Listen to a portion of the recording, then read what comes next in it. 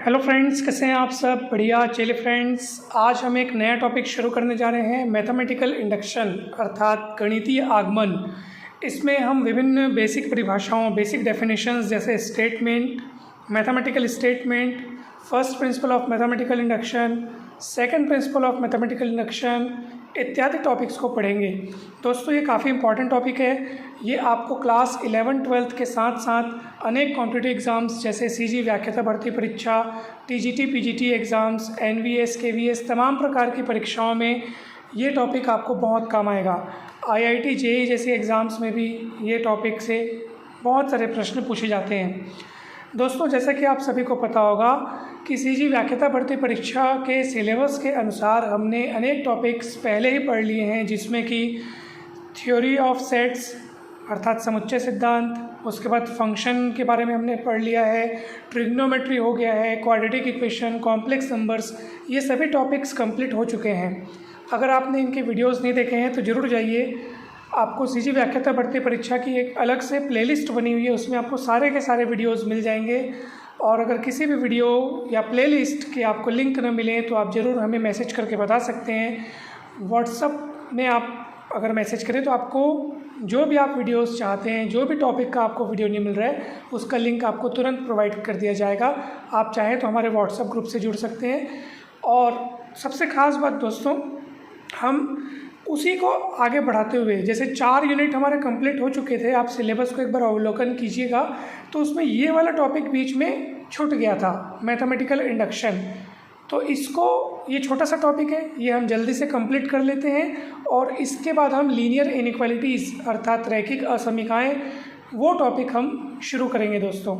तो चलिए, mathematical induction हम देख रहे हैं कि ये क्या होता है। काफ़ी इंपॉर्टेंट टॉपिक है, हिंदी में इसको बोलते हैं गणितीय आगमन। सबसे पहले हम कुछ बेसिक डेफिनेशंस को देखते हैं। तो हम देखते हैं कि ये स्टेटमेंट अर्थात कथन क्या होता है। दोस्तों, कथन या स्टेटमेंट मतलब एक प्रकार का वाक्य, ठीक है। अब वाक्य, कैसे वाक्य को हम स्टेटमेंट कहेंगे? तो ध्यान से आप लोग सुनिएगा कि ऐसे वाक्य को हम स्टेटमेंट कहेंगे जिसको पढ़ने के बाद आप ये डिसीज़न ले पाओ कि वो सही है या गलत है। मतलब आपको स्पष्ट तौर पे ये पता चल सकना चाहिए कि हाँ, ये वाक्य तो सही है अर्थात सत्य है। या फिर अगर आप ये भी अगर आप तय कर पाते हैं कि नहीं, ये वाक्य तो असत्य है, तो वो क्या कहलाएगा? स्टेटमेंट कहलाएगा। मतलब सत्य है तब भी स्टेटमेंट कहलाएगा और असत्य है तब भी स्टेटमेंट कहलाएगा।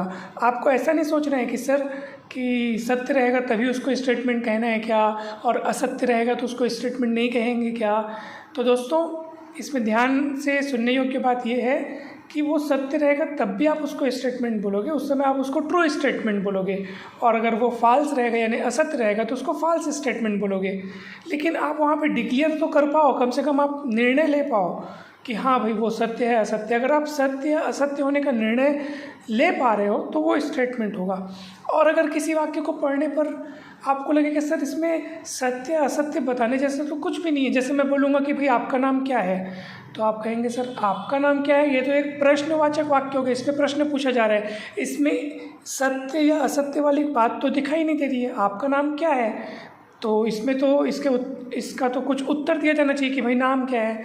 तो इसमें कोई हमको सत्य असत्य का तो बोध हो नहीं रहा है। इसलिए अगर मैं बोलूँ ना आपका नाम क्या है, तो समझ लीजिए कि ये जो यहाँ पे लिखा हुआ है ये एक वाक्य, यानी कि मतलब ये जो वाक्य है वो एक स्टेटमेंट नहीं है, एक कथन नहीं है। ठीक है फ्रेंड्स, तो आपको यहाँ पे स्टेटमेंट का मतलब जो है, देखो 2 चीज़ें होती है, स्टेटमेंट और यहाँ पे एक है सेंटेंस। तो जैसे मैंने कोई सेंटेंस लिखा, जैसे मैंने लिखा आपका नाम क्या है, तो जैसे मैं आपका नाम क्या है कोई सेंटेंस लिखा ना, तो वो स्टेटमेंट नहीं है। क्यों? क्योंकि उसको पढ़ने से वो सत्य है या असत्य उसका पता नहीं चल रहा है। अब जैसे एक एग्जाम्पल के लिए मैंने कहा, मान लो कि भाई भारत की राजधानी मुंबई है, ठीक है। तो आप कहेंगे सर ये तो असत्य है। हाँ, मतलब आप तुरंत तय कर पाए कि ये सत्य है कि असत्य। आपने तुरंत तय कर दिया कि सर तो ये तो स्पष्ट तौर पे असत्य बात है, क्योंकि भारत की राजधानी तो दिल्ली है और आप कह रहे हैं मुंबई, तो ये तो गलत बात है। तो ठीक है भाई, आप तुरंत तय तो कर पाए ना कि ये असत्य है, तो हाँ तय कर पाए, इसलिए ये एक स्टेटमेंट होगा। भारत की राजधानी मुंबई है, ये एक स्टेटमेंट होगा, और ये असत्य है इसलिए ये एक फॉल्स स्टेटमेंट होगा। अब आपको अच्छे से समझ में आ गया होगा दोस्तों कि स्टेटमेंट क्या होता है। जैसे अब हम कहें कि भैया 2 7 को विभाजित करता है, तो आप कहेंगे सर ये तो गलत बात है, 2 7 को विभाजित नहीं करता।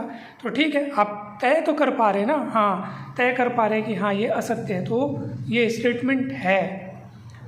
ठीक है दोस्तों, जैसे मैं बोल दूँ भैया कि 5 + 5 10 होता है, तो आप कहेंगे यस ये सत्य है, तो हाँ सत्य है। मतलब आप तुरंत सत्य या असत्य का अगर उसमें लेबल लगा पा रहे हैं, अगर आप उसको डिक्लेयर कर पा रहे हैं, तो वो एक स्टेटमेंट होगा दोस्तों।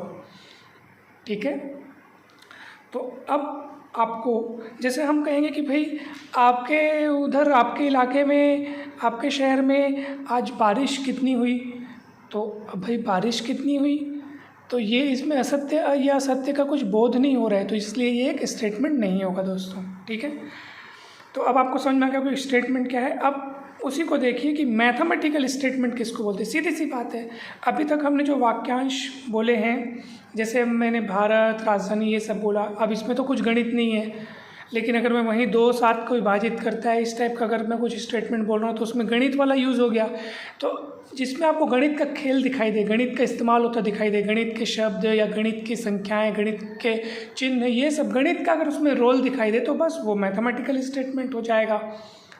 जैसे अगर मैं कहूँ कि भैया ये एक रेखा हो गया और ये दूसरा रेखा हो गया, और मैं कहूँ कि ये समांतर है, ये दोनों रेखाएं समांतर हैं, तो आप कहेंगे कहाँ समांतर है, ये सर ये तो एक दूसरे को प्रतिच्छेद कर रही हैं, तो ये समांतर नहीं है। मतलब आप तुरंत डिक्लेयर कर पाए कि ये सत्य नहीं है, तो ठीक है, आप डिक्लेयर कर पा रहे हैं, इसलिए ये स्टेटमेंट है दोस्तों। ठीक है, वो सत्य हो चाहे असत्य हो, अगर आप ये तय कर पा रहे हैं कि एग्जैक्टली वो क्या है, तो फिर वो स्टेटमेंट होगा। अगर वो असत्य है तो फॉल्स स्टेटमेंट, अगर वो सत्य है तो ट्रू स्टेटमेंट। ठीक है दोस्तों, तो अब आपको समझ में आ गया होगा।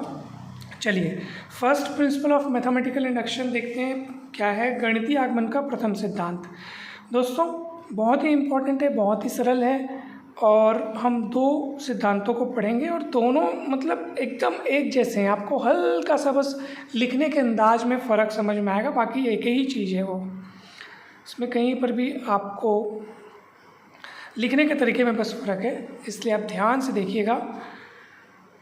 गणितीय आगमन का प्रथम सिद्धांत क्या कहता है। मान लो कोई Pn नाम का कोई स्टेटमेंट है, जहाँ n क्या है, नेचुरल नंबर है, और वो Pn स्टेटमेंट ऐसा है, n नेचुरल नंबर बोलने का मतलब है कि उस स्टेटमेंट में n का रोल है, नेचुरल नंबर n का वहाँ पे इस्तेमाल हुआ है, n की मदद से वो स्टेटमेंट बना हुआ है। और उसमें क्या क्या खास बातें देखो, P1 इज़ ट्रू, P1 सत्य है। P1 बोलने का मतलब देखो n की जगह आपको यहाँ पे 1 दिख रहा है, n की जगह आपको 1 दिख रहा है, बोलने का मतलब Pn सत्य है किसके लिए, n = 1 के लिए, है ना भाई। तो यहाँ पे लिखा है कि यदि Pn एक ऐसे स्टेटमेंट है, ऐसा स्टेटमेंट है कि P1 सत्य है। P1 सत्य मतलब यही Pn जो है वो n = 1 के लिए सत्य है। ठीक है, ये सत्य है, ये आपको मान लो दिया हुआ है, या अगर नहीं दिया तो आपको चेक करना है, मतलब ये बात उसमें लागू अगर है। तब दूसरी चीज़ क्या है, देखो ध्यान से, मतलब ये दूसरा भी उस स्टेटमेंट का ही, मतलब उस प्रिंसिपल का ही हिस्सा है। पहला तो ये है कि P1 सत्य है। P1 सत्य मतलब देखो n के स्थान पर आपको 1 दिख रहा है, मतलब यही Pn जो अपने को दिया हुआ स्टेटमेंट है वो n = 1 के लिए सत्य है। और दूसरा Pm + 1 ट्रू है जब कभी Pm ट्रू है, यानी कि जैसे Pm ट्रू है, ठीक है, तो उसके अगला वाला क्या हुआ, Pm + 1, वो भी ट्रू होना चाहिए। अगर ये भी खास बात दिखाई दे रही है कि जैसे P6 के ट्रू होने पर अगर अपने को दिख रहा है कि P7 भी ट्रू है, P10 के ट्रू होने पर यदि अपने को दिख रहा है कि P11 भी ट्रू है, यानी हर पिछले के ट्रू होने पर अगर अपने को दिख रहा है कि हर अगला, उसका अगला वाला भी ट्रू है, तब ऐसी स्थिति में वो Pn सभी नेचुरल नंबर्स के लिए ट्रू होगा। ठीक है फ्रेंड्स, सभी नेचुरल नंबर्स के लिए वो ट्रू होगा। इसको अपन अनेक सारे उदाहरणों से समझ सकते हैं, और ये आपने कक्षा 11वीं 12वीं में पढ़ा होगा, आपने ग्रेजुएशन लेवल में भी आपने इसको काफ़ी अच्छे से पढ़ा होगा। तो जैसे एग्जांपल के लिए अगर अपन बात करें, जैसे मैं प्राकृतिक संख्याओं के वर्गों का योग लेता हूँ, ठीक है, 1 स्क्वायर 2 स्क्वायर 3 स्क्वायर और ये n स्क्वायर तक लेता हूँ, ठीक। तो अब ध्यान से देखिए, और इसके पूरे का ये जो योग होता है वो होता है n+1 2n+1/6। अब n=1 बोलने का मतलब ये है दोस्तों, जैसे Pn की बात कर रहा हूँ ना मैं, Pn for n=1, that is P1 की बात कर रहा हूँ मैं। यानी अगर मैं n=1 के लिए Pn को देखूँ, इसका मतलब मैं P1 की बात कर रहा हूँ। और P1 की बात करना मतलब प्रथम पद का योग, P2 की बात करना मतलब प्रथम 2 पदों का योग, क्योंकि ये प्रथम n पदों का योग है ना। तो अगर मैं P2 की बात करूँगा तो शुरू से शुरुआत करते हुए 2 पद को लेना है। P3 बोलूँगा तो मैं 1 2 3 पदों के योग को लेना है दोस्तों, ठीक है। प्रश्न के हिसाब से ये चीज़ें बदलते जाएंगी। जैसे मैं n पदों तक का योग बोल रहा हूँ, तो n पदों तक में n का मान 1 रखने पर प्रथम पद, n का मान 2 रखने पर 2 पदों का योग, n का मान 3 रखने पर प्रथम 3 पदों का योग। ऐसा आपको समझना है दोस्तों। और प्रश्न के हिसाब से ये चीज़ें अलग अलग तरीके से जैसा लिखा होगा वैसा अपने को समझना है। तो जब हमारे सामने प्रश्न आते जाएंगे तो हम उस हिसाब से उसको बहुत अच्छे से समझते जाएंगे, उसकी चिंता आप बिल्कुल न कीजिए। तो चलिए, P1 बोलने का मतलब प्रथम पद, तो 1 स्क्वायर तो 1 हो गया।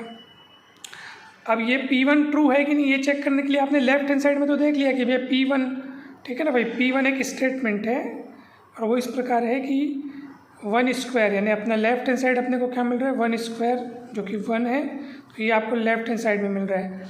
चलिए राइट साइड देखते हैं आपको क्या मिल रहा है। राइट साइड मतलब ये जो योगफल है उसमें n का मान आप 1 रख के देखो, तो रख के देखो क्या होगा।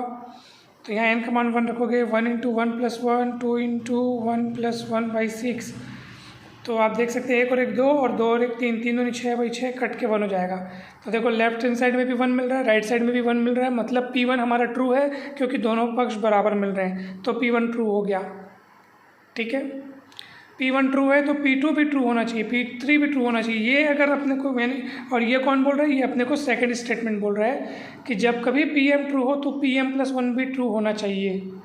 जैसे कि P6 ट्रू हो तो P7 ट्रू होना चाहिए, P10 ट्रू हो तो P11 ट्रू होना चाहिए। यानी हर पिछले वाले के ट्रू होने पर अगर हर उसका अगला वाला ट्रू होता दिख रहा है, और अगर ये दोनों बातें अगर अपने को सही पाई जा रही हैं, तो इसका मतलब वो स्टेटमेंट सभी नेचुरल नंबर्स के लिए ट्रू है। ये निष्कर्ष निकलता है गणितीय आगमन के सिद्धांत से कि अगर ये दोनों शर्त वहाँ पे सही साबित होती हुई दिख रही हैं कि पहला क्या है, P1 ट्रू हो, और ये क्या बोल रहा है कि कोई भी जैसे Pm ट्रू हो तो उसके अगला वाला भी ट्रू होना चाहिए। जैसे P1 ट्रू है तो P2 भी ट्रू होना चाहिए, P2 ट्रू है तो P3 भी ट्रू होना चाहिए, है ना भाई, P3 ट्रू है तो P4 भी होना चाहिए। ऐसे करते करते तो आप पूरी गिनती आप खींच सकते हो। तो इसलिए तो हम बोल रहे हैं नीचे कि हाँ Pn सभी n बिलोंग्स टू n के लिए ट्रू है, ठीक। सेकंड प्रिंसिपल आप देखेंगे ज़्यादा फर्क नहीं है। देखो P1 ट्रू है, यानी कि Pn कोई ऐसा स्टेटमेंट है जिसमें ये शर्तें लागू होती हुई दिख रही हैं। कौन कौन सी शर्तें हैं कि P1 ट्रू है, ओके, Pm+1 ट्रू है जब कभी Pn ट्रू है जहाँ n जो है 1 से m तक कुछ भी हो सकता है, ठीक है। यानी कि इसमें हम सिर्फ बोले थे कि Pm+1 ट्रू है जब कभी Pm ट्रू है, इसमें सिर्फ पिछले वाले के लिए बताए थे कि भैया Pm+1 ट्रू है जब कभी Pm ट्रू है, यानी जस्ट उसके पिछला वाला। इसमें बोल रहे हैं कि Pm+1 ट्रू है जब कभी उसके पहले वाले के सभी नंबर्स के लिए। देखो Pm+1 ट्रू है जब कभी Pn ट्रू है जहाँ n 1 से m तक के कुछ भी हो सकता है, ठीक है। तब ऐसी स्थिति में Pn for all n belongs to n के लिए ट्रू है। तो यह घूम फिर के आखिर यही चीज़ को बोल रहा है। तो आपको अगर आप ये वाला चीज़ भी अगर याद रखते हैं तो भी बेस्ट है, ठीक है दोस्तों। आप अपने मन में कहीं पर भी कोई भी डाउट न रखें कि सर इसको बहुत सारे क्वेश्चंस के मदद से समझेगी। दोस्तों आपके सामने क्वेश्चन इंतज़ार कर रहे हैं, चिंता न कीजिए। इस वीडियो में हम भले कम क्वेश्चन पे ध्यान देंगे, लेकिन अगले वीडियो पे फिर बहुत सारे क्वेश्चन समझाए जाएंगे, ठीक है, क्योंकि इस वीडियो में तो कंसेप्ट समझते ही काफ़ी सारा समय हो चुका है। चलिए एक क्वेश्चन देखते हैं, आपको बहुत अच्छे से क्लियर हो जाएगा। 11th की किताब में ये बहुत अच्छे से ये टॉपिक दिया हुआ है, आप ज़रूर देखिएगा। कहीं पर भी डाउट आएगा तो ज़रूर पूछिएगा। कॉम्पिटिटिव एग्ज़ाम के टक्कर के कॉम्पिटिटिव एग्ज़ाम्स के लेवल के क्वेश्चंस हम नेक्स्ट वीडियो में करेंगे, तो आप ज़रूर बने रहिएगा दोस्तों। चलिए एक क्वेश्चन देखते हैं कि किस टाइप के किस पैटर्न के सवाल परीक्षा में पूछे जाते हैं। इस श्रेणी के nवें कोष्ठक के पदों का योग क्या होगा। दोस्तों क्वेश्चन ध्यान से देखिए, एनवा कोष्ठक की बात कर रहा है, शुरू से लेकर के एन कोष्ठक तक की बात नहीं कर रहा है, ठीक है, सिर्फ एनवे कोष्ठक की बात कर रहे हैं। तो अपने को सिर्फ एनवे कोष्ठक में ध्यान देना है, ना कि शुरू से पूरा एन कोष्ठक तक का ध्यान देना है, ठीक है। तो केवल एनवे कोष्ठक को ध्यान देना है और उसका योग क्या होगा।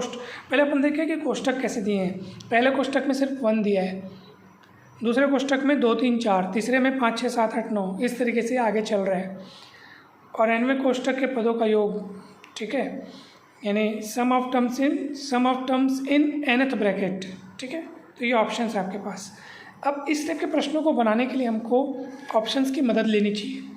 बड़े ज़बरदस्त स्टाइल से ऐसे प्रश्न हल होते हैं दोस्तों। जैसे